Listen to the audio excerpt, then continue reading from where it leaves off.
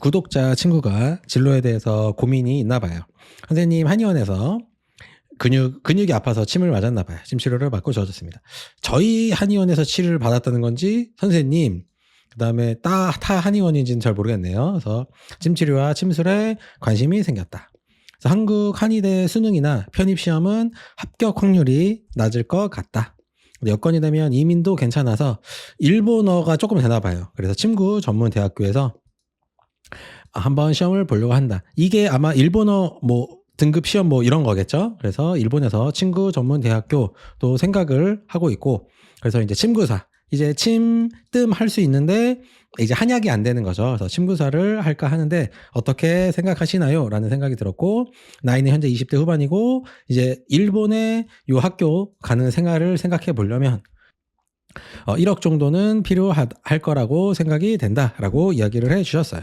이제 간단하게 적어 주셔서 제가 이 친구의 진로를 이 정도 글만으로서 정확하게 상담을 한다거나 할 수는 없지만, 제가 이런 류의 일이 있는 친구와 이야기를 하게 될 때 제가 어떤 식으로 사유를 하는지를 한번 같이 공유해 보면 좋겠어요. 자, 한의원에서 근육 침치료를 받고 좋아졌다.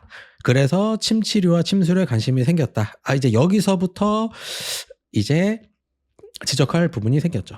이제 너무나 당연한 이야기죠. 너무나 당연한 이야기인 거고, 그리고 침 맞았는데 근육에 침을 딸랑 맞았는데 좋아져서 관심이 생길 정도라고 하면은 약침이라든지 추나라든지 한약을 맛보면은 아주 정신을 못 차리겠죠. 아주 정말 새 인생을 살게 된 것이다. 근데 원래 이런 거는 그냥 당연한 거라서 별로 중요한 것이 아닌데, 이 친구가 경험을 했더니 관심이 생겼다고 이야기하는 것을 한번 제가 지적을 하고 싶은 것이죠. 내가 경험을 해봤더니 관심이 생겼다라고 이야기를 했는데, 이게 이제 본능적으로는 자연스럽기는 한데 닌게는 이 높은 수준의 사유를 해야 되는 거죠. 그래서 내가 경험을 해봐서 관심이 생기거나 관심이 없어질 수도 있지만, 경험을 하지 않았더라도 형이 지금 몇 년째 짱이라고 계속 이야기를 하는데 그 전까지는 관심이 없다가 이제 와서 내가 경험을 해봤더니 관심이 생겼다라고 이야기를 한다면, 그렇다면 독서를 안 한다는 이야기인가요? 나는 내가 경험해보지 않으면 절대로 그 어떤 것도 판단하지 않고 관심을 갖지 않는다. 이런 류의 이야기가 되는 것인데, 인생은 이제 그렇게 살 필요가 없죠. 동물들은 우리의 사유와 사고를 전달할 수 없기 때문에 그렇게 할 수가 없지만, 닌겐들은 이런 유튜브가 됐든 결정적으로 글이 됐든 타인의 경험을 내가 반추해서 나에게 적용할 수 있기 때문에, 내가 꼭 해왔다고 거기에 관심을 갖거나 내가 해봤는데 별로였다고 관심이 없거나 이런 것이 아니라 구루들의 말을 들어라 라고 일단 먼저 잔소리를 일단 하고 싶다라고 할 수가 있겠습니다. 자, 나이는 현재 20대 후반, 나이 상관없고 1억 정도 모아야 한대요. 1억이 이게 사실 엄청나게 큰 돈이라서 이 돈을 모으려면 아주 많은 시간과 에너지가 들어가서 이것이 조금 문제가 된다. 그리고 현재 20대 후반이라고 했는데 60대 후반이어도 상관없다고 했죠. 나이는 바로 지워버려야 되겠어요. 나이는 상관없고 내가 이 돈을 모아야 하는 것이 좀 문제가 된다라고 할 수가 있겠네요. 자, 한국의 한의대 수능이나 편입시험은 합격 확률이 낮대요. 이 친구가 침을 맞아먹고 경험이 좋아서 내가 한번 해보고 싶다라는 생각이 들어서, 이제 한국에서는 한의사가 되려면 지금 침구사는 존재하시는 분들 말고는 새로 뽑지 않으니까 한의사가 되려면 한의대를 들어가야 하는데, 그렇다면 수능이나 편입 시험, 한의대로 가든 아니면 부산의 한의전으로 가든 시험을 봐야 하는데 이것이 합격 확률이 낮을 것 같다라는 생각이 든다라는 것인데, 일단 나이는 상관없는 거 됐고, 편입은 늘 확률이 원래 낮습니다. 이거 뺑뺑이니까 그냥 가위가위보 하는 거죠. 확률이 원래 낮고, 수능은 확률이 낮지 않아요, 생각보다. 왜 낮지 않냐면 수능을 잘 봐서 이제 한의대가 됐든 의대가 됐든 치대가 됐든 가는 것은 생각보다 어렵지만 쉬운 것은 아니지만, 문제는 그거에 따른 보상이 너무 큰 게 문제인 거죠.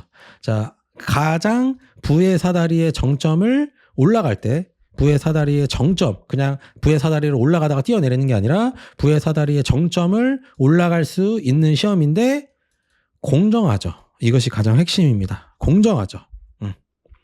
왜냐? 수능 공부에 대한 모든 자료가 무료로 온라인상에 다 전달이 되어 있고 공부 방법부터 시작해서 그 커리큘럼이 모두 다 짜져 있는 시험이고 그다음에 이때는 뭐 비행기도 안 뜨죠. 미친 나라기 때문에 부의 사다리를 올라가는 것에 대해 유일하게 열려 있는 것이기 때문에 시험을 잘 보는 것은 어렵지만 실제 오는 것이 선물이 워낙 크기 때문에 실제로 확률이 매우 높다라고 할 수 있다라는 것이고 그리고 이제 10대들은 이런 거를 모르는데 이제 내 입장에서 봤을 때는 내가 20살인데 초딩들과 시험을 보는 거죠.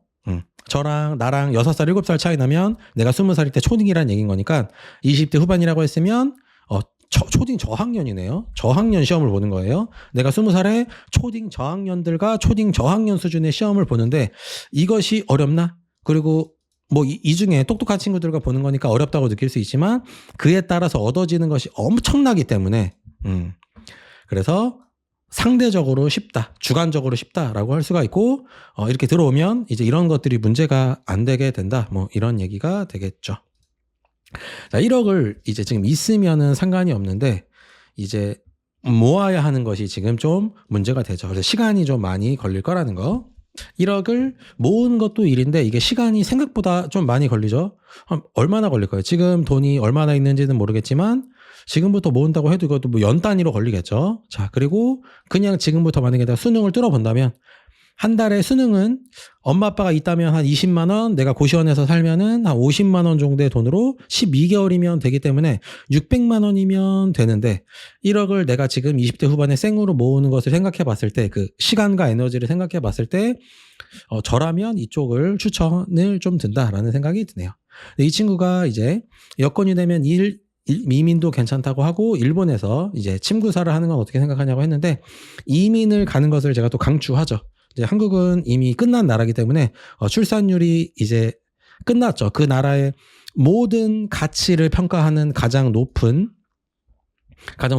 유의성이 있는 지표 출산율이 이미 망했기 때문에 출산율이 정상적인 나라로 이민을 가는 것을 추천하고 일본은 조금 아니긴 하죠. 아무튼 이런 나라로 가야 한다. 왜냐면 나는 오래 살 거기 때문에 이렇게 가야 할 필요가 있다라고 할 수가 있고 이 시험이 일본의 침구 전문 대학교 시험이 한의대보다 입학이 쉽다고 했는데 뭐 그거는 당연합니다. 제가 주관적으로는 수능이 쉽다고 했지만 이제 현실적으로 봤을 때 전 세계 모든 시험에서 의치 한 해 얻었을 때 기대되는 수익이 크기 때문에 이제 의치, 이 파업충들과 치과 의사가 되는 것이 외국의 의치보다 이쪽이 압도적으로 더 높은 수익이 기대되기 때문에 외국에서는 모든 입시가 그닥 어렵지 않게 되는 것이고 그리고 심지어 여기서 외국의 의치가 한국의 한종도랑 비슷한데 심지어 이거는 지금 의사가 아니라 침구사가 되는 것이니까 훨씬 당연히 쉽겠죠. 그래서 뭐 너무나 당연한 것이고 이제 침구사가 되는 것이 좋은데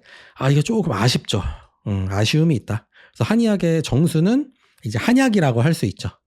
한약으로 오만 것들을 다 고칠 수 있다고 했어요. 우리가 고칠 수 없다라고 알려져 있는 고혈압, 당뇨, 고지혈증, 뭐 골다공증, 그다음에 뭐 공황장애, 수면, 불면증, 뭐 우울증, 과민성 대장증후군, 뭐 요실금, 뭐 기타 탈모, 뭐 기타 등등 뭐 그냥 다 고쳐진다고 했죠.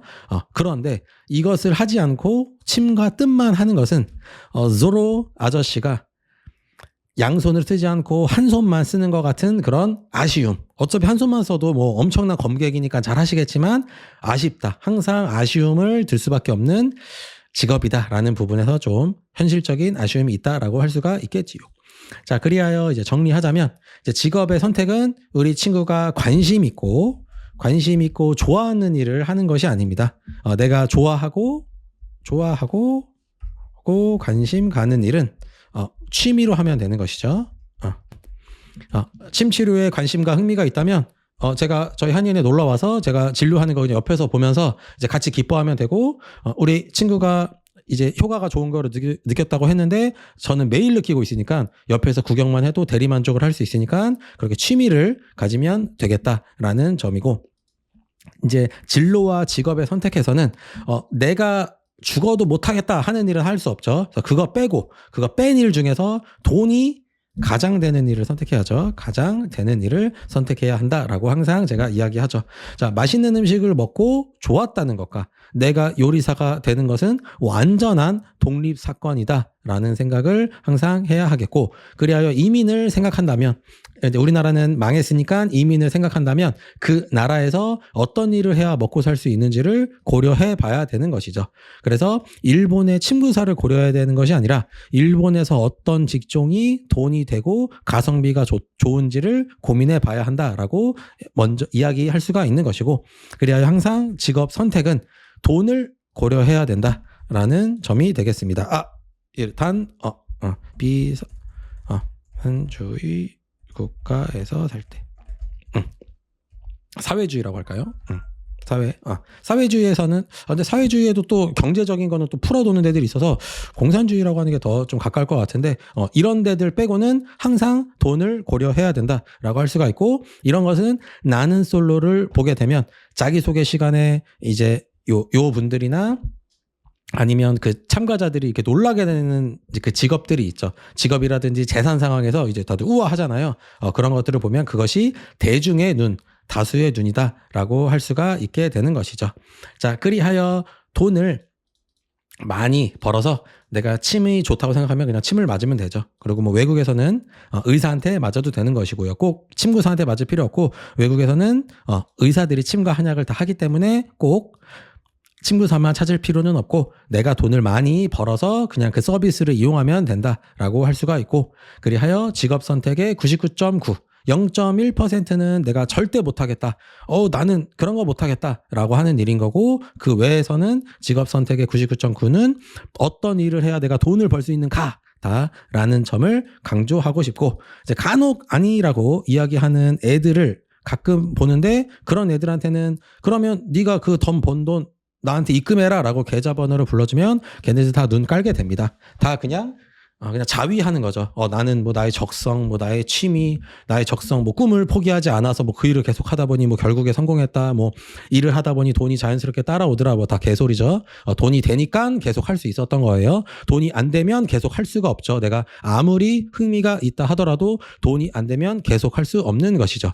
돈이 되니까 계속 할 수 있었던 것이다. 그래서 이런 이 빨갱이들 이야기를 듣지 않도록 해야 된다. 그래서 자본주의 사회에서는 항상 내 진로를 생각할 때 이 돈을 생각하는 이 모드를 잃으면 안 된다라는 점을 강조하면서, 제가 이제 지금까지 찍어왔던 영상들에 항상 일관되게 이야기하는 것이죠. 그래서 이런 류의 사고를 해서 나의 진로를 한번 고민해봤으면 좋겠다라는 점을 강조하면서 이번 영상을 마치도록 하겠습니다. 감사합니다.